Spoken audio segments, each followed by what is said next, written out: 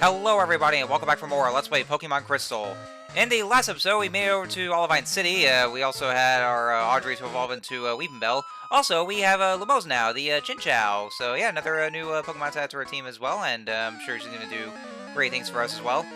In this episode, we are going to continue our climb up to the Lighthouse because there is apparently over here, there's a sick Pokemon going up there, and the gym leader, Jasmine, is already attending to it. So we'll have to see what we can do about that.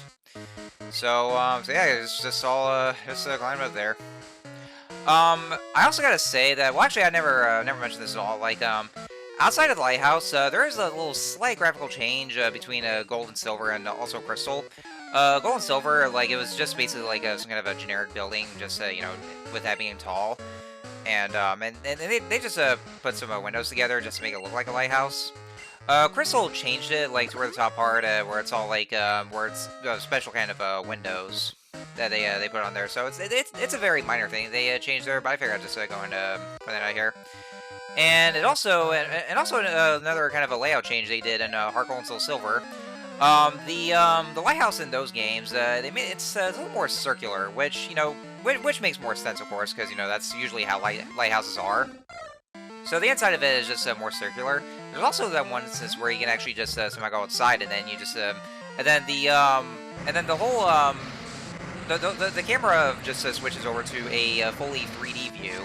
Like instead of the overhead view that it usually does, it just it does a full 3D view that hopefully if I found an image of this, and you'll just see here, which is actually real nice to look at, like especially on the DS, where, you know, mixing it with those 2D sprites and then just seeing the full 3D view.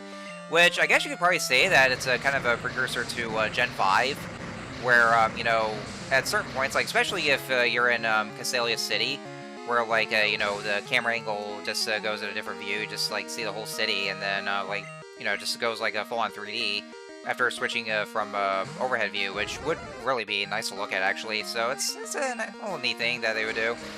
You know, especially, you know, with more so for Gen 5 or how prettier it looks, because you know, Gen 5, I gotta say, is, you know, without doubt one of the best looking DS games. I gotta say. I mean, you know, at least from what I know. So anyway, so this here is our first encounter with Firo. Firo has it has a pretty good attack stat, and, you know, for one thing, I've also used Firo back in my Pokemon Red Let's Play. If you guys remember Jack Firo. Yeah, you probably know why, actually. I just call him Jagger, or what kind of, or whatever I was referencing, because, I mean, it just came to my mind back then. But yeah, Firo is definitely a pretty good option, you know, between either Pidgey or at least, you know, Pidgeot or Firo itself. You know, there is also something else I do want to say. Oh, and also that motherfucker keeps on spamming Fury Attack! And it's been, yeah, and Lumos is already fainted. That's because, like, you know, like, he keeps on, like, doing successful 5 hits, because that's one thing that, you know, I always just couldn't help but notice, where, like, you know, the opponent's, AI is, you know, they have a better chance of attacking you than you yourself. So, like, you know, they have a better chance, better success rate for, moves like Fury Attack. And then when you use Fury Attack, then you're more than likely just only go for 2 turns. So it's like they're programmed to make sure that they're always successful. I know I'm not the only one who's noticed this, because I always see this in any kind of one of my Pokemon playthroughs, or in any of the Pokemon games I played. You know, I see it a lot. So that's one thing that I just couldn't help but notice. So anyway, so I was gonna say, like, you know, going back, you know, what I was saying about my Pokemon Red Let's Play.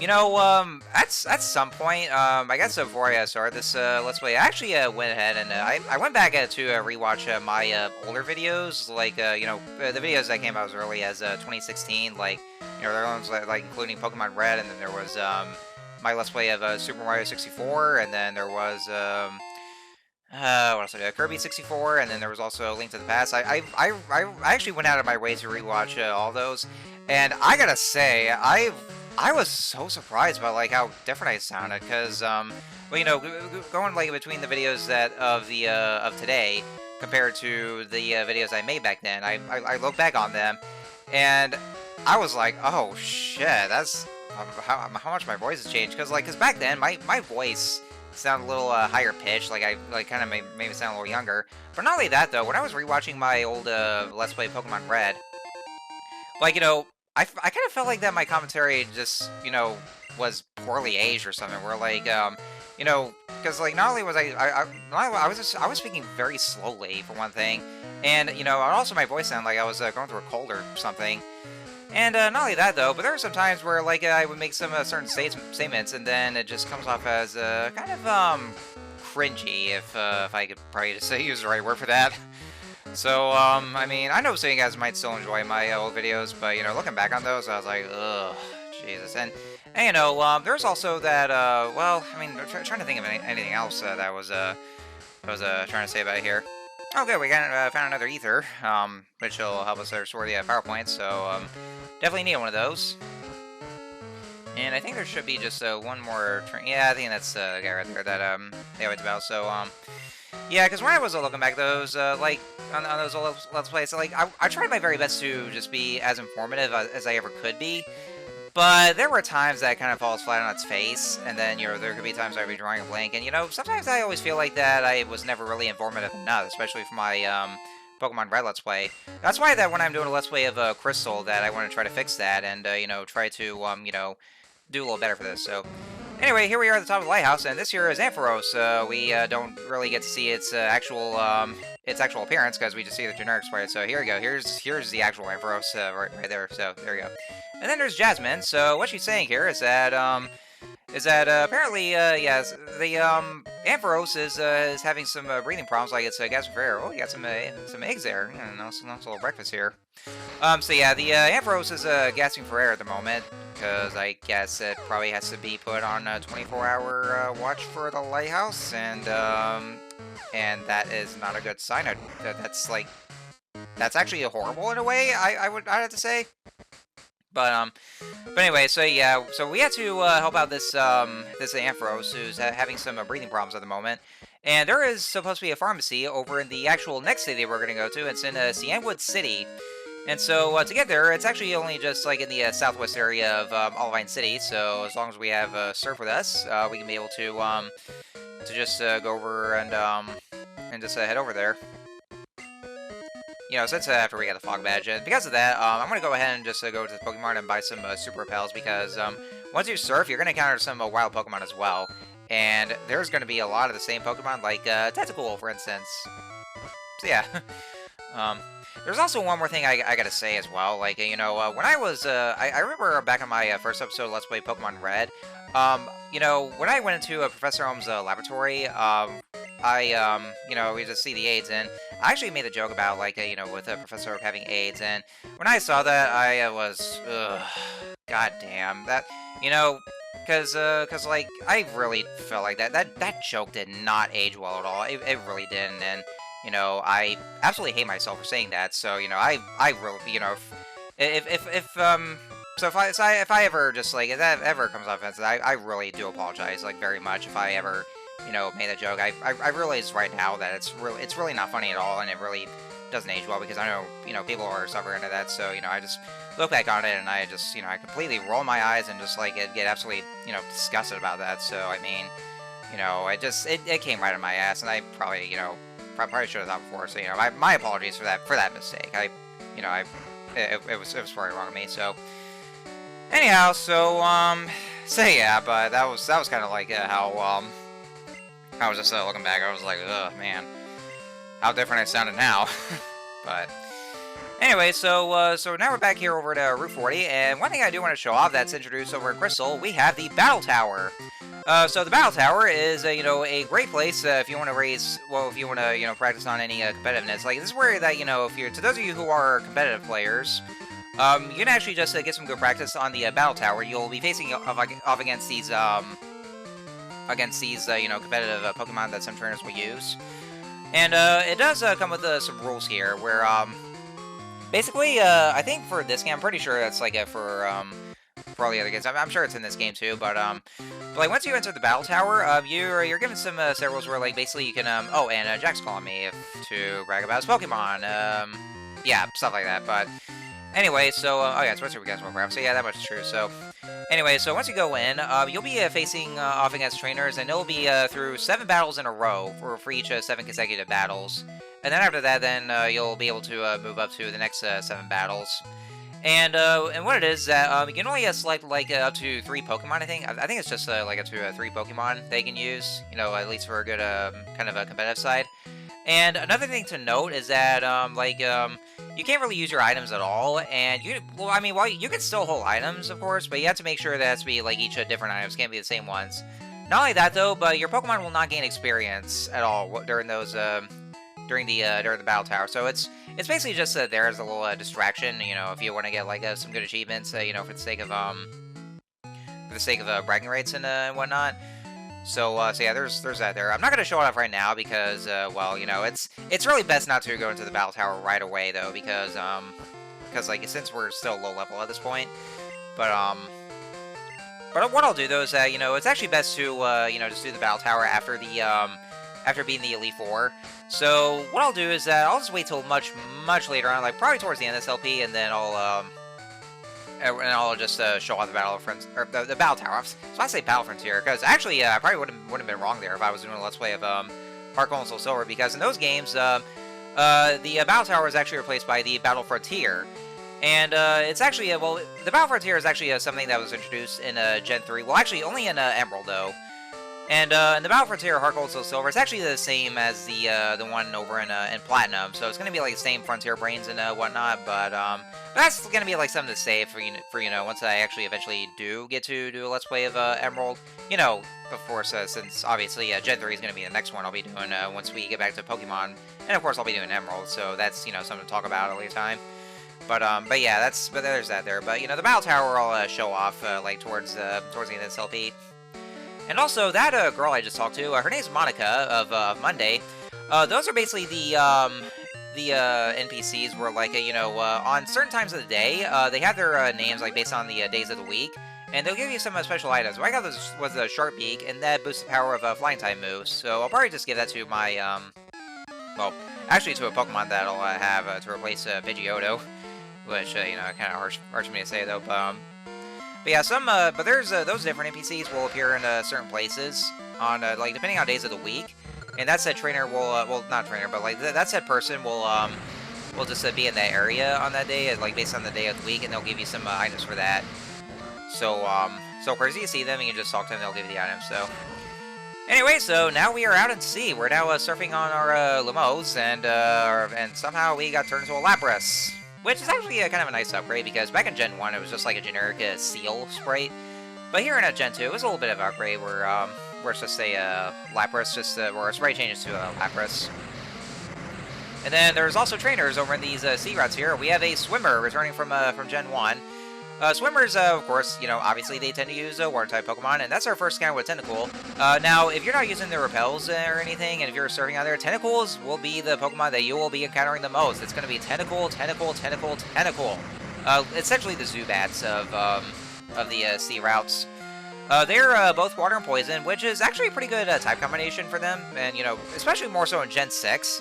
Like, actually, you know, the Tentacool line really does get such a buff over in Gen 6, well, especially in a kind of water type that's also part poison type, because you know, now it can be able to just easily beat off the fairy type Pokemon. So yeah, it's actually just one good thing to note. But you know, even back in the earlier gens, you know, if you have a Tentacool, which will later evolve to Tentacruel, you know, they're still pretty decent Pokemon to use as well. You know, with some good cutting types and some good water poison coverage. I haven't used Supersonic, and, you know, what I'm doing right now is that, even though Lumos doesn't have any electric type attacks right now, the reason why I'm actually having her out in battle, even against those water types, it's mainly because, you know, I'm just using not very effective moves, but it's mainly because, you know, I actually want Lumos to learn a Spark that's going to be to, like, a level 25, and so I want to be able to just you know, teach her that, so that way she'll have some electric type coverage. And so I'm actually using a little bit of strategy just by using a Supersonic to get the Tentacool confused. But, you know, sometimes it has a chance of missing because of its low accuracy. But I'm just going to keep on spamming Surf here because, you know, it's definitely more powerful than Water Gun. So yeah, that's probably the reason why. I know the battle's going to be taking forever because of it, but you know, I really want Limos to learn Spark, because if I'm just using like other Pokemon, then she never will. You know, if you know, if that makes sense to you guys. And you know, having to use Super Potion as well, because you know, if Cynical using Acid, but because granted though, like you know, because that's another thing where you know, in those water routes, you're going to be battling a bunch of those swimmers that'll just be using nothing but water Pokemon. And so, you know, and that's at the point where, like, you know, Limos could have had electric-type attacks. You know, something a little bit of what could have been kind of deal. So that's why I'm using, also the reason why I'm using her at the moment. So that way there, I'll just give her the experience, you know, just have her battle those water-type Pokemon, so that way there she'll be able to learn Spark. So that's actually what I'm doing right now. I know the battle's going to be taking forever because of it, but, you know, it's just what I want to do. I really don't want to neglect Limos so much from having to battle so many of the Water-type Pokemon and having to use other Pokemon to where she wouldn't be able to use to learn Spark. So hopefully you guys can tolerate this here. So anyhow, so back to what I was going to say about the those water routes. So yeah, after you teach your Pokemon how to use Surf, as long as they do know Surf, then, and of course, if you have the right badge for it, then you can be able to just say, you know, go by the water and then just surf on it. Which, you know, you can actually just interact with the water's edge itself, and then just surf on it. It's unlike a Gen 1 where you just have to literally go to the Pokemon menu and then just select the surf option for them. So that's, you know, definitely a nice upgrade. But Gen 2 really did upgrade a lot of the shortcuts for HMs and whatnot. And of course, you know, being the surfing routes, yeah, my opinions on these water routes still stand. I'm not really too much of a fan of those, and you know, they're very much bigger. It's kind of hard to they're very much big in playing. And I had to go like back and forth to find the trainers because you know there's just trainers around to battle. Because I know I want to battle all the trainers there is, and also not to mention they can be kind of dull. So yeah, they kind of tend to drag a bit. So yeah. So looking forward to that Gen 3 Let's Play. Yeah, once we get over to Hoenn. Well, just in the second half. I mean, you know, the first half of Hoenn is perfectly fine, of course. I mean, I still get a kick out of it. It's just, you know, the second half of it is, you know, it's kind of a wall in a way. You know, kind of to a lesser extent in Omega Ruby and Alpha Sapphire, where it's, you know, it's not as much of a pain in the ass, and it's still easier to navigate, but still. Anyway, so that was actually our first introduction to the female swimmers. Yeah, unlike in Gen 1, where it's just, you know, for any kind of female variants of swimmers, we just battle beauties. But Gen 2 gave us the female versions, the female swimmers. And also, you know, I gotta say, in the Japanese versions, they actually have they actually have their sprites, you know, where they're winking at you. I guess they kind of changed it to make it a little less suggestive, I would say, or less flirty or anything. And so, so yeah, they'll basically just use the same kind of Pokemon that the male swimmers use, although they'll just use the ones that they consider pretty, or like you know, something very fancy. That was our first encounter with Staryu. Staryu is it's a pretty fast Pokemon and also a good one to use, especially when it evolves to Starmie, which we'll probably be battling a little later. And now Audrey wants to learn Acid. I could use it, but I want to keep Growth. I can't get rid of the HM boost, and I also want to keep Vine Whip because, well, you know, or then again, though, maybe I don't need Growth anymore because, like, I'm already because I already had the Miracle Seed on Audrey. So I mean, I don't know. We'll have to see. So yeah, that was the one thing about Staryu, and also Shelder. Shelder is a pretty defensive Pokemon. You know, especially once it evolves to Cloyster, where you know not only gets even more defensive, but also it becomes part Ice type. From what I know, like from what I looked at for its stats, it's a pretty good special attacker. Well, you know, it's great for special attacks, you know, with water-based moves. But then by the time of the physical special split in Gen 4, then it kind of got nerfed though. So yeah, because I think you know, it becomes more of a actually no, I can't exactly remember like how it does. Maybe I'm probably contradicting myself. But I might just have to look a little later about Shelder. But I hear it does get nerfed in Gen 4 from the physical special split, but it does get some like newer attacks, like you know some newer high space attacks as well. So yeah, I guess that's pretty much just all there is to say right about now. So alright, so just one more level for Limos, and she'll finally be able to learn Spark. Let's see. I think I'm showing over here because I think he's going to be using one more Pokemon that we haven't encountered just yet though. So I give this Shellder Supersonic here. I was gonna say, Staryu and Shellder are basically two of the Pokemon that will evolve by Waterstone. So of course, you know, if you just want to make sure you have a Waterstone, you just evolve them. You can use those as long as it has the right attacks or the right moves that you want to teach it to before evolving it. But I would say that Starmie is definitely a much more worthwhile kind of a Pokemon to have, you know, due to its speed and good special attacks, and also more so because it becomes a part of the Psychic type. And here we have Wartortle, and so it's kind of surprising that we're seeing a Wartortle right now because you know we haven't encountered a Squirtle yet. But yeah, Wartortle is you know, as if you already know, the evolved form of a Squirtle. Pretty good defense. Well, especially it actually does get some good special defense after that special split in Gen 2. So there was that. I'm not sure much what else that. Well, I mean, I haven't really used Squirtle that much. So I always just went for Bulbasaur. So like you know, what I know about it is that it has some good special defense here. I want to say that Squirtle Squirtle had to be the medium mode for Gen 1, where, like, you know, it's good against, it is good against Brock, but then it becomes, like, you know, resistant against Misty and her water types. But, yeah, pretty much my rough explanation on Wartortle itself. So, anyhow, so it's that guy defeated. So it's pretty much all the trainers on this route, because the next route over is just going to be, like, all the other trainers to battle, and also those 4 islands, which they call the Whirl Islands. And that's something we'll get to see for next time, because this is where I'll go ahead and end off this video here. So, next time on Let's Play Pokemon Crystal, we are going to head over to that other route, and then hopefully we'll be able to make it to Cianwood City. So, I will see you guys then.